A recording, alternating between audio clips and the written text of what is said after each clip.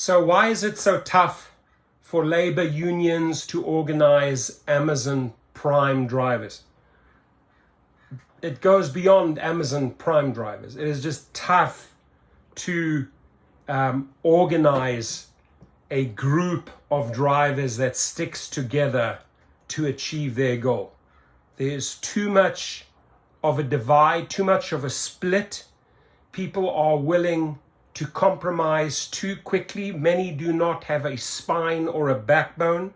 Many don't think there is anything to fight for and simply accept the status quo. Right now, the status quo is not good enough for drivers across the board. Whether you're with Prime, Flex, whether you're with Grubhub, whether you're with DoorDash, Uber Eats, Lyft, doesn't matter, right? The status quo right now that these companies are pushing on you is not good enough. You have to stand up and fight for better. Ladies and gentlemen, you have social media, the most powerful tool. Use it. So in-depth Amazon coverage from the tech giant's hometown, including e-commerce, AWS, Amazon Prime, Alexa, logistics devices, and more.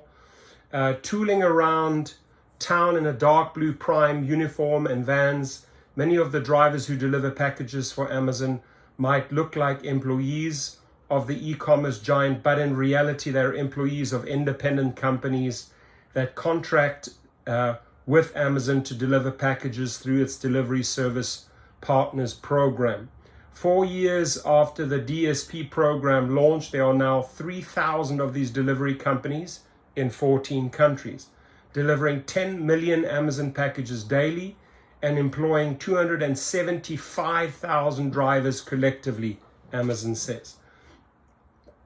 As a benchmark, that means drivers for Amazon DSP companies now outnumber the 270,000 members of the National Association of Letter Carriers who work for the US Postal Service.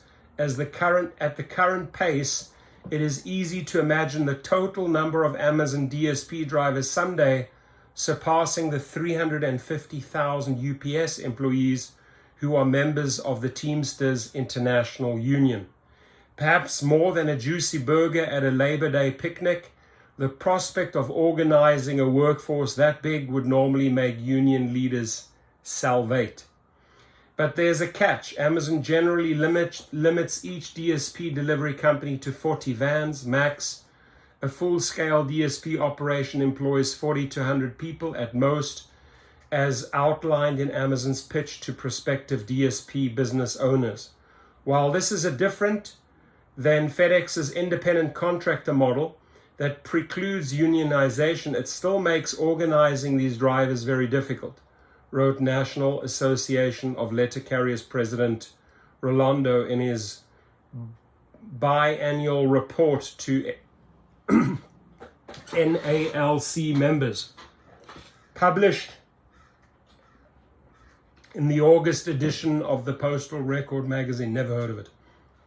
The reason, Rolando explained, is that a union would need to organize anywhere between 5 and 15 companies at each facility, which also successfully hiding these efforts from Amazon, which can and will cancel contracts with DSPs with little warning and no explanation.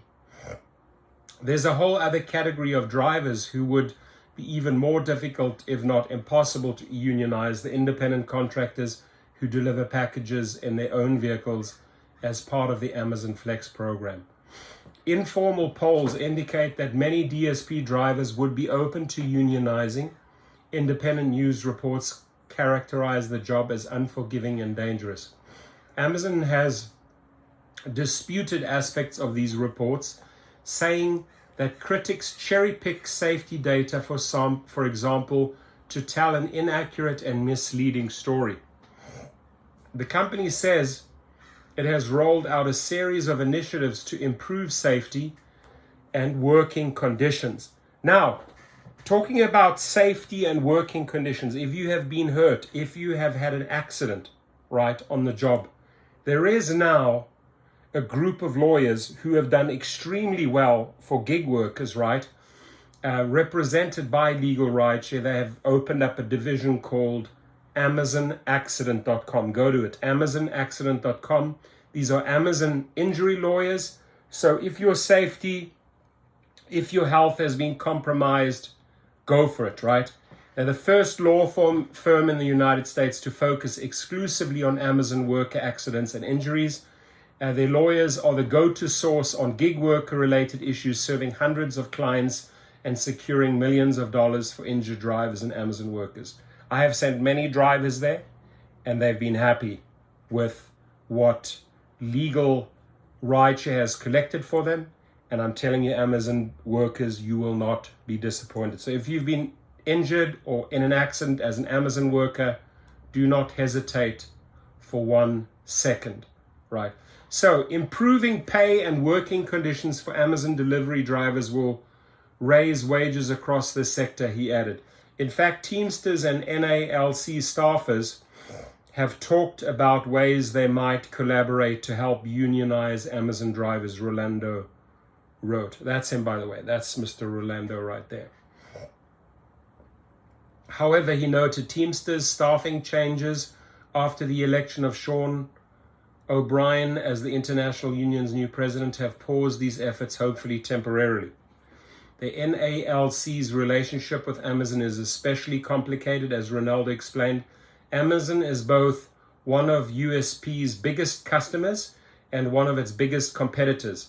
Over the past 5 years, Amazon has built out an extensive logistics and delivery network to bring in-house the delivery of products sold on its marketplace platform. In the past, USPS delivered more than half of Amazon's parcels. Today, we deliver only about a quarter. Amazon is projected to ship more packages than both UPS and FedEx by the end of this year. While the volume of parcels that USPS receives from Amazon has remained relatively consistent over this period, Amazon sales have grown spectacularly, particularly during the pandemic, meaning that Amazon increasingly keeps a larger proportion of its delivery business in-house. As Amazon's delivery network grows, it seems likely that USPS will be left with only the most expensive delivery points, while Amazon retains the most lucrative for itself. Separately, the NALC supported efforts by the Retail, Wholesale and Department Store Union, RDWSU, to organize Amazon's warehouse in Bessemer, Alabama, including an initiative in which letter carriers visited the homes of Amazon workers there to talk about the benefits of unionizing. The RWDSU didn't succeed in Alabama, but the Amazon Labor Union did win in Staten Island, New York, and it secured a key decision last week from a National Labor Relations Board administrative law judge upholding the vote. There we go. However, as Rolando wrote in his NALC report, compared to warehouse workers, organizing Amazon's delivery drivers is much more complicated. O'Brien, the new Teamsters International president, offered one path forward for the labor movement when asked about the possibility of organizing Amazon delivery drivers in an interview last year with GBH News in Boston. We've got to change the laws. We've got to influence these politicians, he said. It's not just Amazon, it's the Ubers, it's the Lyfts, it's the gig economy. We've got to change these laws to make it certain that we are able to organize these industries. And he's right. So check it out.